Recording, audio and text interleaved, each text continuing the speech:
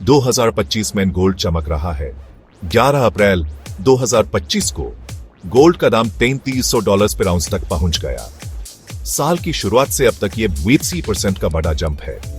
Global market में uncertainty की वजह से इन्वेस्टर्स गोल्ड की तरफ भाग रहे हैं। गोल्ड प्राइस में ये रैली इग्नोर करना मुश्किल है।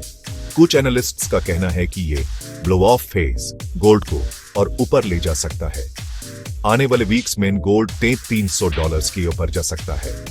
ये momentum current 10 week exponential moving average यानी EMA भी बेस्ड है, लेकिन थोड़ा ध्यान रखना जरूरी है।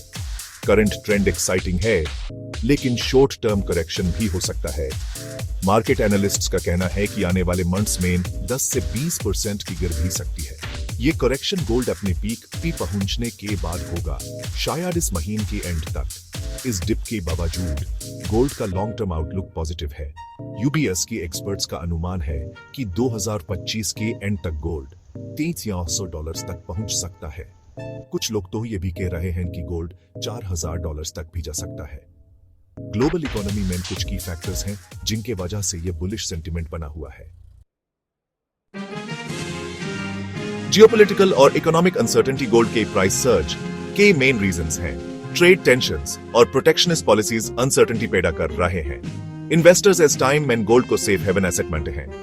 इन्फ्लेशन भी गोल्ड की डिमांड बढ़ा रहा है। बढ़ती इन्फ्लेशन करेंसी की वैल्यू कम करती है। इन्वेस्टर्स इन्फ्लेशन से बचने के लिए गोल्ड में इन्वेस्ट करते हैं, जिससे डिमांड और बढ़ती है।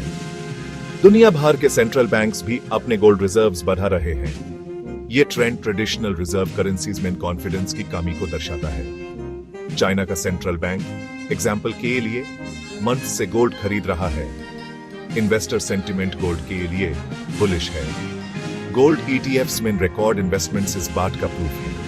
ये फंड्स इन्वेस्टर्स को गोल्ड में इन्वेस्ट करने का आसान तरीका देते हैं। स्टॉक्स और गोल्ड का रिलेशनशिप कॉम्प्लेक्स है। हिस्टोरिकली स्टॉक मार्केट्स गोल्ड से पहले पीक पे पहुंचते हैं। S&P 500 में रीसेंट पीक सिग्नल करता है कि गोल्ड भी अपने पीक के पास है। गोल्ड माइनिंग स्टॉक्स में भी रीसेंट मंथ्स में रैली देखी गई है, लेकिन ये इन्वेस्टर्स के लिए एक बुल ट्रैप हो सकता है। गोल्ड की प्राइस करेक्ट होने की एक्सपेक्टेड है, तो माइनिंग स्टॉक्स भी डाउन आ सकते हैं।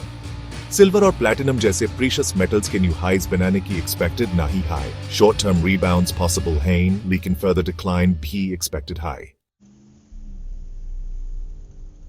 मार्केट एनालिस्ट्स गोल्ड मार्केट पे नजर रखे हुए हैं।